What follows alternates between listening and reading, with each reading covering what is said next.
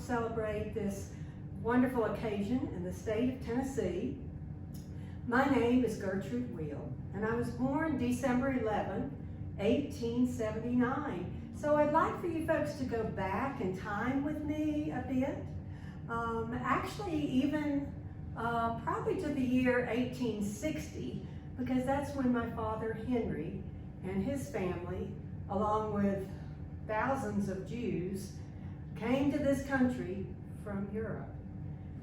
He was 14 years old when they left Hamburg, Germany, and came here to settle in North Carolina. 3 years after arriving here in the States, the Civil War broke out. So my grandfather and my uncles all signed up to fight with the Confederacy. And during the post-Civil War era, when my family started looking around, how can we make things better? My dad and uncles bought up a good bit of property and became very successful merchants. And so we were able to integrate ourselves into the small southern town of Goldsboro, North Carolina.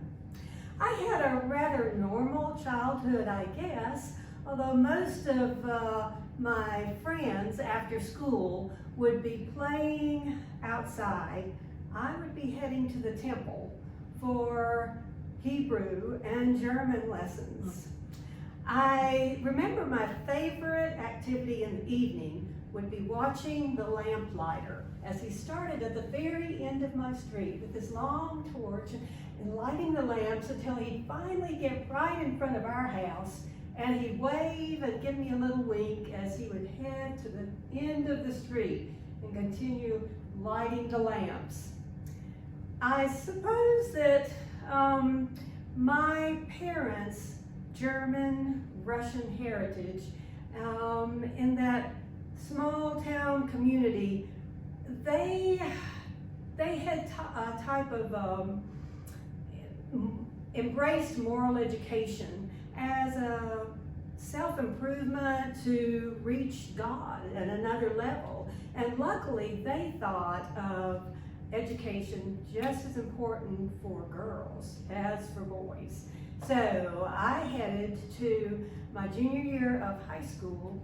I headed to Horace Mann School in New York City. It's a very progressive school, a co-ed school, and it was there that I met the daughter of Elizabeth Cary Stanton.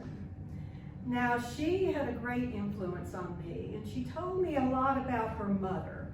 And her mother was the woman who launched the first ever women's rights convention in Seneca Falls, New York in 1848. She and a group of ladies drew up the Declaration of Sentiments, they called it, and it was based on the Declaration of Independence. But in what they wrote, it stated that both men and women were to have the same inalienable rights for life, liberty, and the pursuit of happiness. That day, 68 women and 32 men signed that document. One of the gentlemen whose name was on that document was Frederick Douglass. With the Seneca Falls Women's Rights Convention starting up, that began women's suffrage in the United States. Well, I wrote home 3 times a week to my dear ones, and after hearing so much of this excitement, I sent a letter saying, "Oh, you will see me come home a thorough reformer."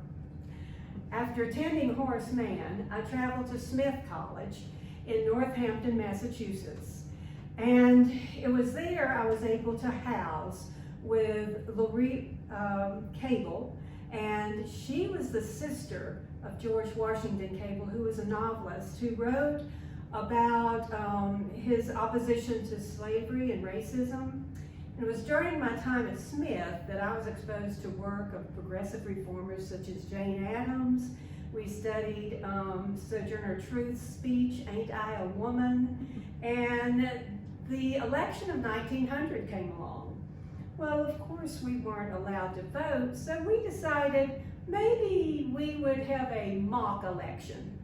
So we got into it and campaigned and made signs and posters, and McKinley got 761 votes to Bryan's 73. I never told anyone who I voted for in that election, but somehow the fabric of politics began to weave into my soul, and I graduated from Smith in 1901, an avowed suffragist.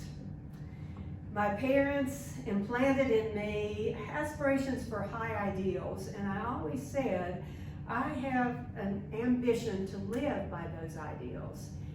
I had been in the North for 6 years now and thought maybe I'll stay there. There were so many opportunities, and yet I felt the chains of my Southern roots pulling me back. I loved my mother and kinfolk dearly, so headed back to Goldsboro, North Carolina. And immediately my mother got me involved in a daycare for the factory children, whose mothers worked at the textile mills.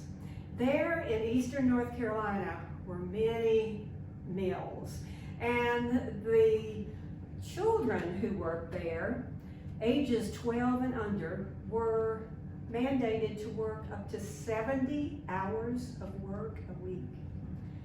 So my mother, Nina, became busy helping these disadvantaged children and women, and I became her helper and right-hand man, I guess, and got involved with the North Carolina Federation of Women's Club. They even nicknamed me Federation Gertie. I soon learned, however, that the problems of the South couldn't be fixed by just club and benevolent work. And that's when I joined the National American Women's Suffrage Association and sought federal policy changes allowing the women the right to vote. In 1913, the Equal Suffrage Association of the North Carolina group was founded with me as second vice president. Also in March of that year was a huge parade down the streets of Washington, D.C., with women, thousands of women from across the country, coming to proclaim their rights. Anna Shaw and Carrie Catt became my personal heroines. I communicated with Catt and kept up to date on the work that was going about with the suffrage movement nationally, cut out clippings from the newspaper and put them in my scrapbook. And during this time, women's suffrage was not really a popular topic among many women. Southern women who were rather, upper class, just wanted their husbands to deal with such things, and they didn't have time for politics. And then the working women were simply trying to get food on the table for their children. And the Negro women were very involved but cautious. And their leader was Ida B. Wells Barnett. She was a journalist, a suffragist, and a civil rights leader, and she actually, in 1909, helped begin the NAACP. She was an amazing woman, very brave. She marched in the parade that day with a group of Illinois delegations and held her head high. She was such a leader. She also was one of my heroines. In 1917, I contacted my friend from Blowing Rock, North Carolina, Laura Cohen, and I said, it's my strategy, my aim to get this whole state so involved that we'll have a representative from every county. So I'd like to tell you a bit about some of the ladies in the western part of my state that were your neighbors here. Margaret Stringfield was one who was a college graduate, a music professor, and she was the first woman I know of to own an automobile in the whole state of North Carolina and drove it. And she would get in that little Model T Ford and put her child beside her and take off across the counties, distributing literature for us and talking up our cause. We couldn't have made it without Miss Dr. Stringfield, and she was quite a lady. Also, Edith Vanderbilt, who was a very great speaker and orator, and she would go to Raleigh and big cities, Asheville, and was just able to get a crowd in the churches and the schools. But she made sure we didn't take any pictures of her because her husband George was extremely opposed to the suffrage movement, and she wanted to keep it a secret from him where she was going on these outings. Unfortunately, World War I stalled the suffrage movement in the United States because we entered the war in the spring of 1917. And when the North Carolina Federation of Women's Club met, everybody was doing World War I work. We were selling Liberty bonds, saving stamps, unceasing Red Cross work, and we recognized that we really must not challenge the President in the United States about our cause when we had husbands and sons and nephews dying overseas in the war. Women did answer the call to manpower shortage here, and we felt like surely when the men see us up and working and taking their jobs, they'll entrust us with the ballot. Also, during that time, Alice Paul and her group from the National Women's Suffrage Association did keep our cause alive. Hundreds of women went to picket at the White House. They even were changed to the White House, and many of them were arrested and put in jail for, sometimes months. She was more of a militant leader, and although I didn't particularly agree with her style, she kept our cause alive. And luckily, in January of 1918, the Susan B. Anthony Amendment, which was initiated in 1878, was again revived, and it came across the U.S. House of Representatives, passing by one vote, sending it to the Senate, but in the Senate it was not approved, and 4 months later it was not approved again. For Democrats, the women's vote became a racial wedge issue. Senator Simmons, now in his 60s, had been the architect of a violent white supremacist campaign in the 1890s. And sadly, nowhere was racial propaganda more effective than in the southern states. With the war and the influenza epidemic finally ending in 1919, attention could be returned to the unmet needs on our home front. We knew women in war had opened the eyes of the men of all the things we could do, so surely we'd be awarded the ballot. And even Woodrow Wilson proclaimed in his war declaration, America was fighting for a world made safe for democracy. So how could it deny half of its citizens the right to vote? Even Bolshevik Russia had the right to vote, and our neighbor to the north of us, Canada, had given their women the ballot. In 1919, we were encouraged that the Susan B. Anthony 19th Amendment finally did pass in the U.S. House and the Senate, and now it was ready for the states to ratify it. We had 48 states in the Union, so we needed 3/4 of those states to ratify, which would be required 36 must approve. I returned to the National American Women's Association for Suffrage in St. Louis, that convention, and I was ready to mobilize a statewide campaign. We encouraged labor unions at the time to join with us, which was pretty radical, but in reality, the labor unions and us had a lot in common. Both of our groups wanted fair living wages, compulsory schooling for children, fair and honest elections, and equal suffrage for men and women. When writing to my congressman, Sam Brinson, in May, he had a rather astonishing argument. He said, years ago, all those Western states gave their women the right to vote. Well, now they're just profane, liquor-drinking broads bellying up to the bars. I said, surely, if you give us Southern women the right to vote, we will stay true to our genteel ways. Women's apathy also continued to be a huge setback to our cause. In September, I went on the road speaking to the Daughters of the Confederacy. They all seem to be anti-suffrage women, and I tried to encourage them how we could join forces and simply strive to both groups help the women live more patriotically. In January of 1920, the suffrage momentum in our state was growing, and in the nation, 22 states had ratified, along with Kentucky joining earlier that year. In February, I traveled to Chicago for a national meeting, and at the month's end, 33 states had ratified. In March, West Virginia and Washington came along, ratifying, and Delaware was supposed to be the perfect 36. Oh, I was so excited that I sent out invitations to come to Raleigh and celebrate, but our leader, Carrie Catt, remained skeptical, and she was right. Delaware's Senate passed the amendment, but the House refused to consider it, thus putting North Carolina as a perfect 36 state.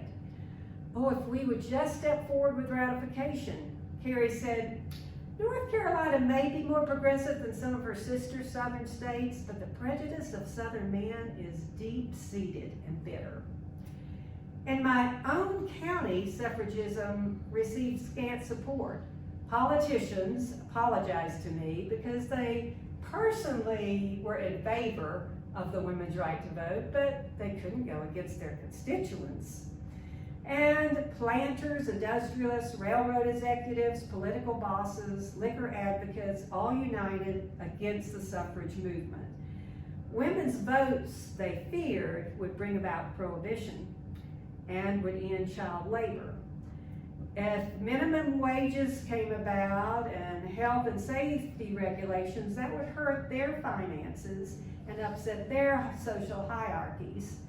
So the anti-suffrage women would wave their hankies and their red roses, and the one anti-suffrage league read, "A vote for federal suffrage is a vote for organized female nagging forever."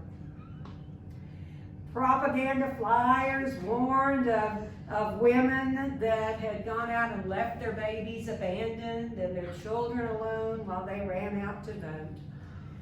In the summer of 1920, as the special sessions date neared, I urged my North Carolina suffrage members, which now was over 1,000, to put our shoulders to the wheel and think ratification, breathe ratification, talk ratification, work ratification. If we want North Carolina to be the perfect 36, our time is short. I pushed local workers to collect signatures, distribute literature, send newspaper articles, telegrams.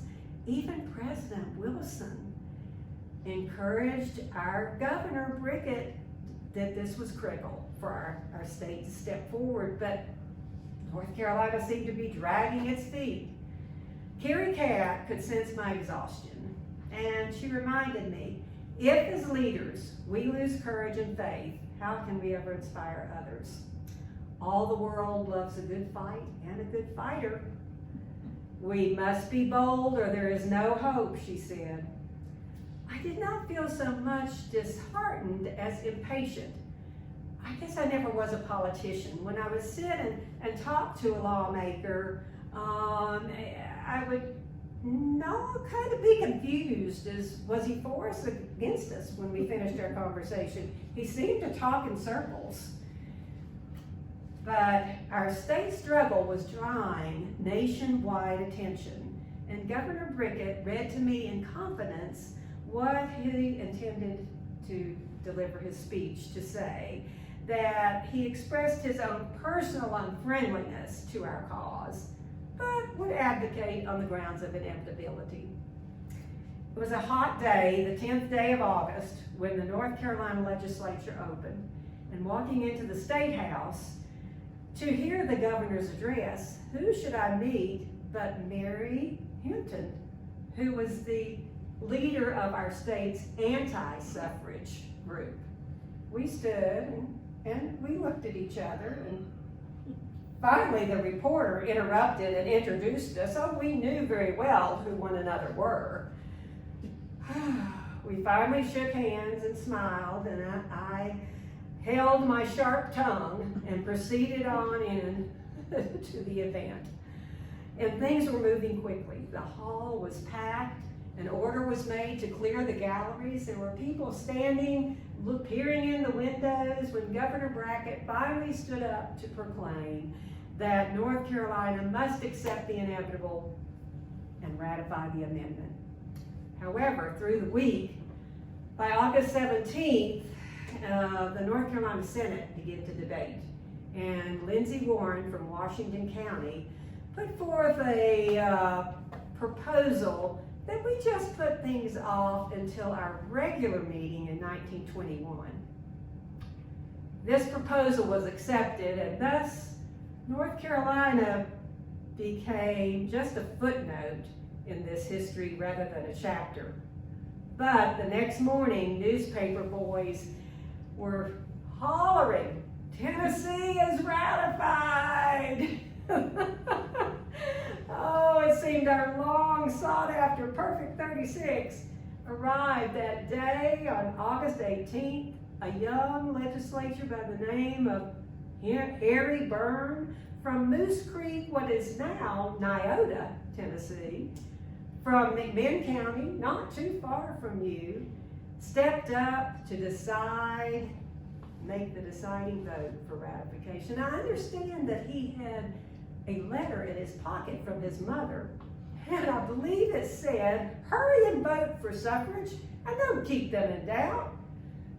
Don't forget to be a good boy and help Mrs. Thomas Cat with her rats." Is she the one that put the rats in ratification? The anti-suffrage forces accused Henry of bribery. They were so angry, and a grand jury was called to investigate. But Henry said, "Let me explain to you. I knew that a mother's advice is always safest for a boy to follow," he said, "and my mother wanted me to vote for ratification." A week later, August 26, Cat wired, "Ratification accomplished. Proceed with statewide celebrations." I did issue a statement, and I'll read that to you. "We are very much humiliated that our North Carolina men have not shown confidence enough in us to entrust us with a share of the government. But we are not all downcast because we shall be enfranchised anyway. However, it will always be a source of shame that we had to receive the ballot at the hands of men from other states." Oh, letters and telegrams flowed into me, consoling, some offering tributes. My mother, Mina, sent a telegram simply saying, "When are you coming home?" A typical message would read, "Our own state failed, but we rejoice in the victory." And I sent congratulations to our hard-working sisters in Tennessee to thank them. For me, women's suffrage is not an end, but a means to change society. Social justice and equality in our state, democracy in America, and peace to a world. I realized there was still so much work ahead of us, so when I got home in September, I helped to organize the State League of Women Voters, where we could begin educating women how to vote and what issues were important. It's rather amazing to me how 28 words joined together can make such a difference. Let me read you the 19th Amendment. Those 28 words say, "The right of citizens of the United States to vote shall not be denied or abridged by the United States or any state on account of sex." To get the word male out of the Constitution cost women in our country 72 years of pauseless campaigning. So many who started the fight did not live to see it completed. And what seemed like a radical idea at that first women's rights convention in Seneca Falls, New York, in 1848, had finally become the law of the land. Thank you once again for inviting me to this beautiful state of yours. Our nation thanks you for being the perfect 36th. And I still believe we cannot rest. Wherever we see injustice in our community, in our state, in our world, we must step forward to make a difference. And one critical way of helping make a difference is by voting. We help to win that right. So don't forget, that's your right. Thank you.